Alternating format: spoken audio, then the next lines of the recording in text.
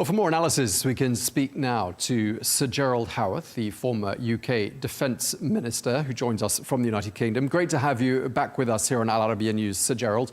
We're also joined by Jan Halper-Hayes, who is a former member of President Trump's White House transition team. Great to see you again as well. Let me start with you, Jan, because according to President Trump, the Ukrainian president is a, quote, dictator. He and NATO are to blame for the invasion of Ukraine. I mean, that sounds suspiciously familiar. That's the Kremlin narrative, isn't it?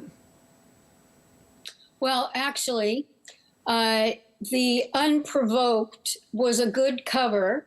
And when you think about who poked the bear, it wasn't Russia and it wasn't the Ukraine. It actually was U.S. diplomats, politicians, and NATO. Because in 1990, it was guaranteed to Gorbachev that they would not move 1 inch eastward, to quote former Secretary of State James Baker. And the fact that they kept entertaining bringing Ukraine into NATO was really the crux of the issue.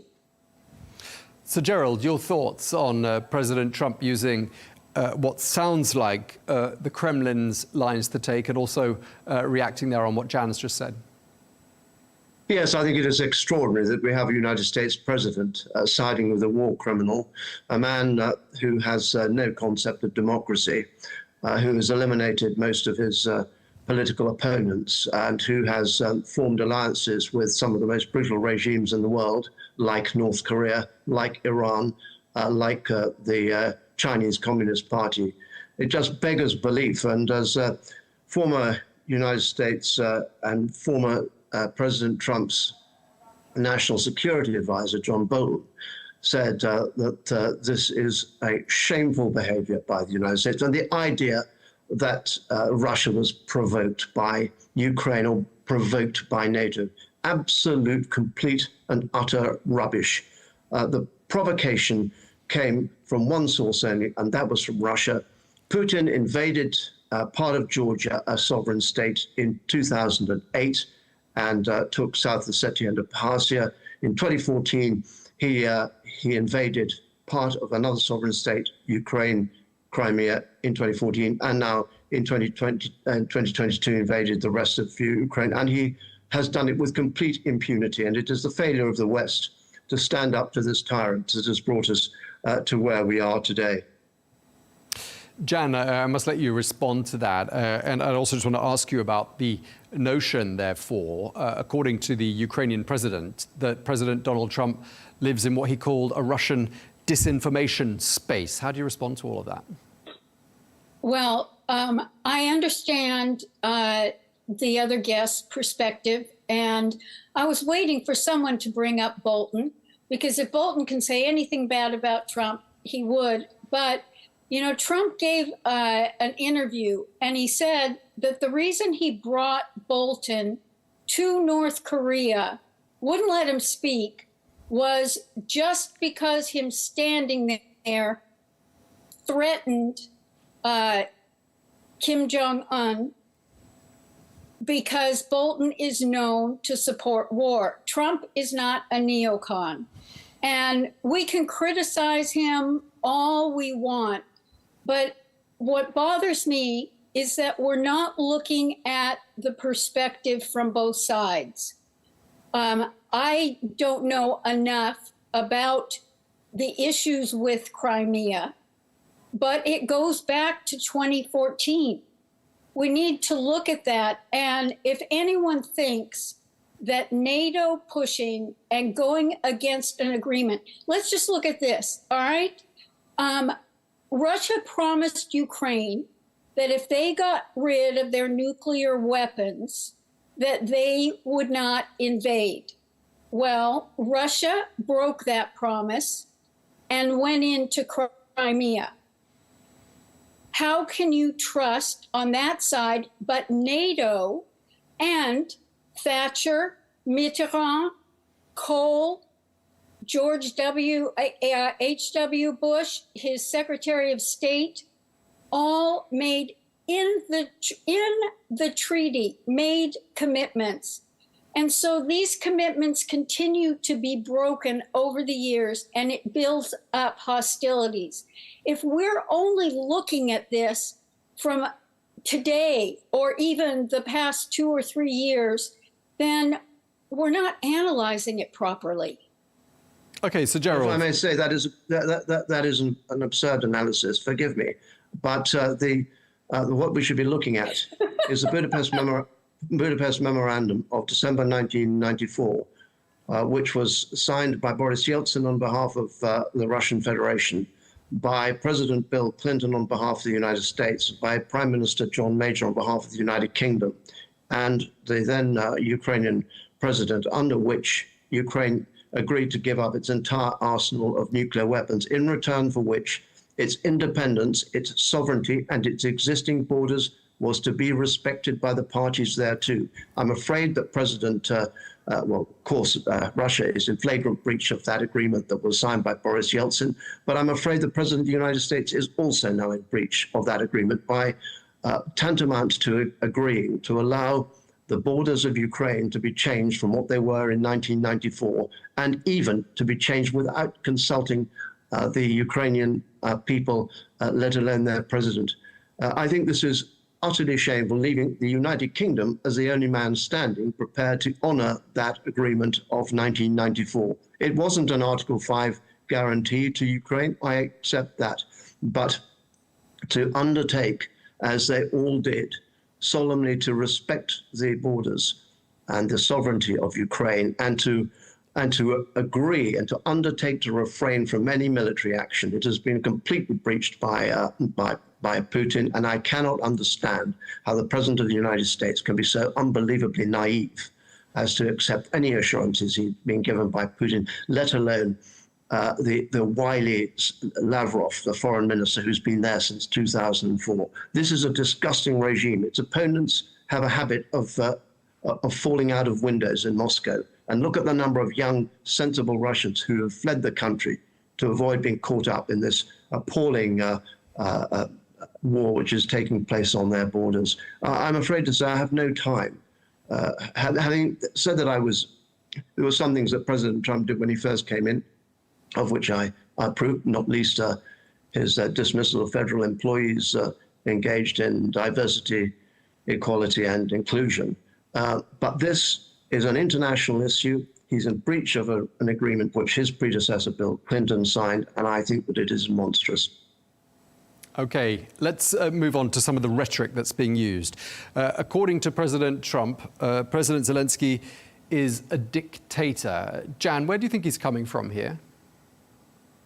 One of the things to know in understanding Trump's messaging is that he uses it to either float an idea, to deflect, or to distract from something else. He knew that the media would seize upon this and everyone would need to be talking about it. And it was a ploy. It's one of his many, many ploys. I, for 10 years, have tried to explain to the media how to connect the dots and how to understand his optics and when he chooses to say something. Okay, is it helpful to call him a dictator when, we're in these very early stages of negotiation between the Russians and the Americans, for President Trump to label... Go ahead. Oh, sorry. Knowing Trump as I do, calling him a dictator was in response to Zelensky saying that he lives in a world of disinformation. Okay. I mean... well, he did live in a world of disinformation because he went along with the idea that President Zelensky enjoys 4% support in Ukraine. Absolute rubbish. He enjoys 57% support in Ukraine. So why on earth did the President of the United States tell what was manifestly a complete lie? I mean, he is fracturing NATO, siding with NATO's long-standing enemies, a country which has got a history of aggression, and which, if it is not stopped in Ukraine, will certainly go elsewhere, not least probably to Moldova, and perhaps to take the Suwalki Gap between Kaliningrad, which is a Russian enclave on the Baltic coast, and Well, Trump is very Belarus. angry. And can I just say, Jan, Let Sir Gerald finish. Jan, your president has no right. Your president has no right unilaterally to try to force the capitulation of a sovereign state, Ukraine, particularly when his country is party to that agreement to respect the sovereignty, independence, and existing borders of Ukraine as they applied in 1994. And I'm afraid, Jan, I think you should be ashamed as well. Jan, let me Well- respond. I'll let you respond. You know, I always find it interesting when people need to value judge because we have a disagreement or we see things differently. There are a lot of international laws that have been violated. I forget the point I was going to make in response to something that he said, but I clearly hear your position, sir, and I understand where you're coming from. But what is missing in what you're saying is that it is so one-sided and you hate Russia. So what Trump is trying to do is trying to bring those sides and those issues and those feelings to the surface because he's a great negotiator and he listens. If the peace agreement and what happens going forward, we cannot make judgments on news of the day. He has got Marco Rubio, John Radcliffe, CIA, and Mike Waltz, NSC. They're in Ukraine working on negotiating with them. And right now, the proposals have not been flushed out enough.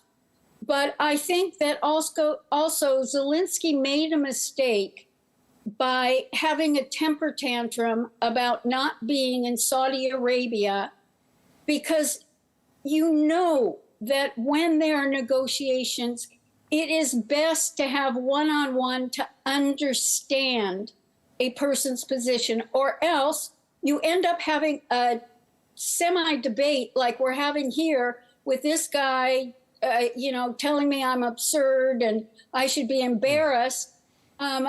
There are things that I could say back to you, but if you don't look at what Forgive me, Jan. Forgive me, Jan. Forgive me, Jan.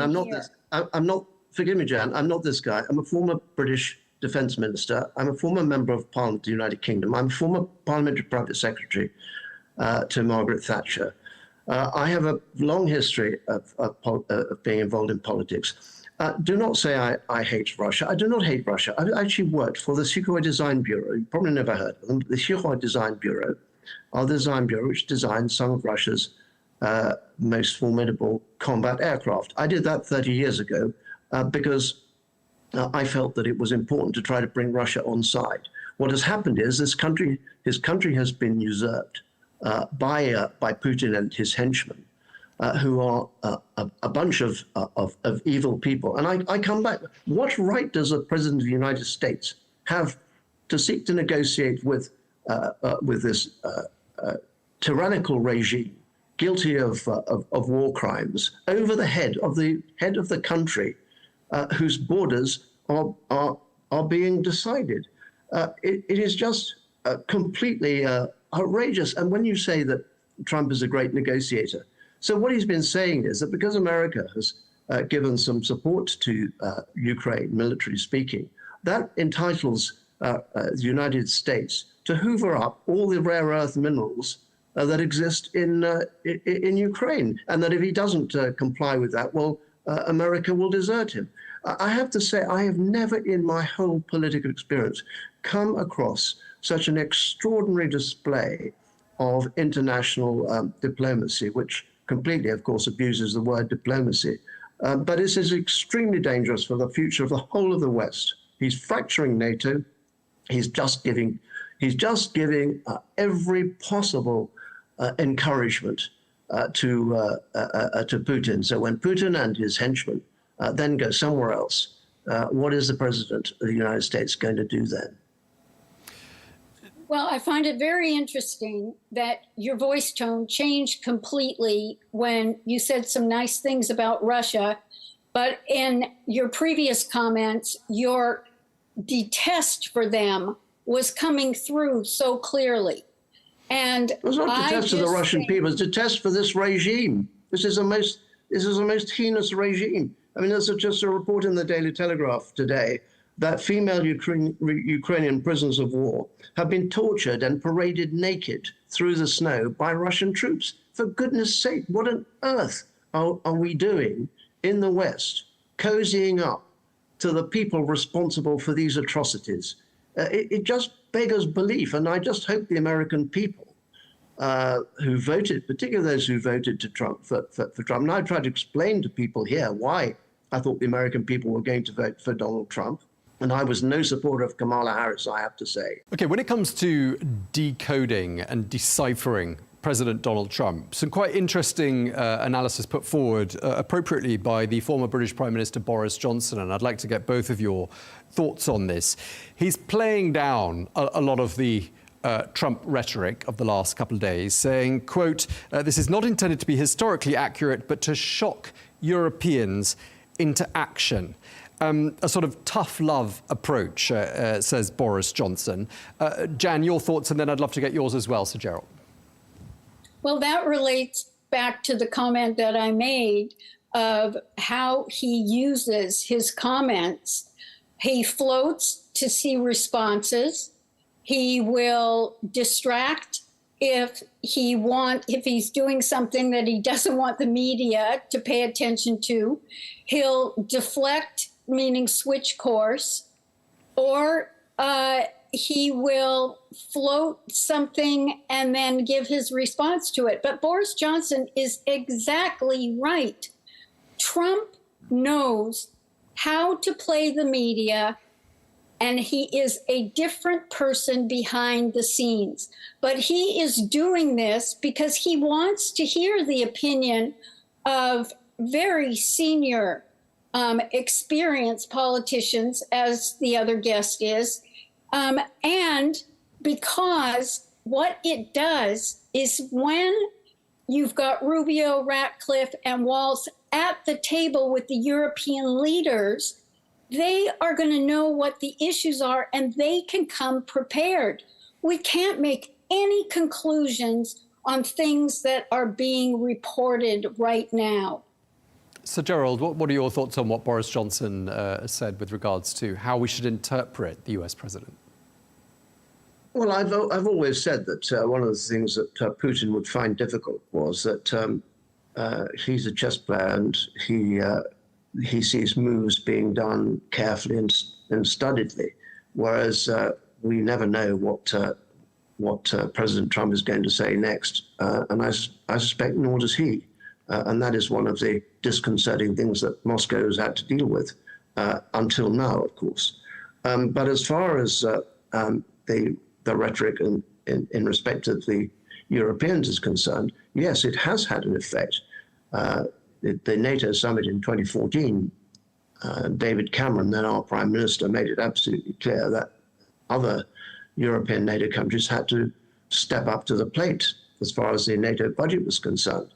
And there's no doubt that President Trump's first presidency had some effect. I said to the Prime Minister, Theresa May, before she went to see Donald Trump at the start of his first presidency, and she had to make it crystal clear to him how NATO was important, not just to us, but to the United States as well, because in the run-up to the election, he threatened to take America out of NATO.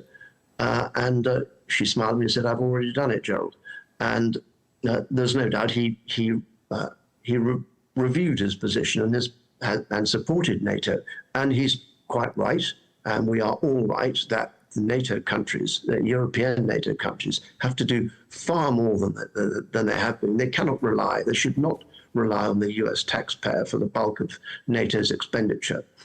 And furthermore, they should not be engaged in trying to create an alternative to NATO, which is this EU defense identity, which I think is a fundamental error. I saw firsthand how they tried to organize themselves, and I just thought it was very pathetic. Whereas NATO has been the guarantor of our security in Europe and North America for the past 80 years. And I find that the president's attitude is cavalier towards the continuation of that security agreement, which has kept the peace in Europe and wider. Okay, and in terms of getting shocking Europe into action, the British Prime Minister Sir Keir Starmer, the French President Emmanuel Macron, travelling to the United States next week. They're going to be speaking to President Trump to discuss a role for Europe in ending the war. Jan, how do you rate their chances in getting across to President Donald Trump a different set of messages and a rather different narrative to the one he appears to have? On a 1 to 10 scale, I'd give it a 2 to 4. Okay, he doesn't have much respect for Keir Starmer. So, and Keir Starmer was really only elected by 1/3 of the population or the voting population. And what percentage is unhappy with him right now? He is completely opposite to what all of his policies and his philosophies are opposite to Trump's. It's going to be very interesting to see what comes out of it. But I don't think Keir Starmer is going to make much headway. Okay, so Gerald, how do you rate the British Prime Minister's chances? And he is going accompanied by another European leader in the form of the French President. Yes, that's unfortunate, I fear, because President Macron was the one who sought to cozy up to Putin right at the outset of the attempt to annex the whole of Ukraine when the tanks were parked outside Kyiv. So I think that's unfortunate. Also, Macron is the architect of this European defense, EU defense identity. I'm all for the European members of NATO getting together, but not under the banner of the European Union. But having said that, I have agreed with much of what Keir Starmer, I mean, I'm obviously an opponent of all his policies domestically, and I would take Britain out of the European Court of Human Rights and all of that. Having said that, though, I think he has behaved correctly as far as Ukraine is concerned. And I just hope that that President Trump does listen to him. And if Jan is right, and I'm not sorry for my, forgive me for my stance. I've been in politics a long time. I came into politics because I was brought up in Germany. I saw the Iron Curtain.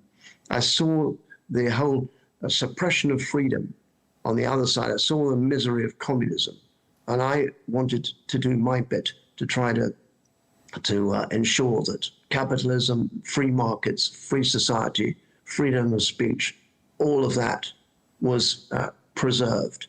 And thanks to President Ronald Reagan, thanks to Margaret Thatcher, and thanks to the Russian president at the time, fortunately, the Cold War was ended and a new future beckoned, but unfortunately, that has not happened as those two great leaders, Margaret Thatcher and Ronald Reagan, had hoped. So this relationship between the United States and the United Kingdom is extremely important. We are both, we both have the nuclear deterrent, we both share the same nuclear missiles, and we share a lot in military intelligence. And I do not want to see President Trump fracture all of that.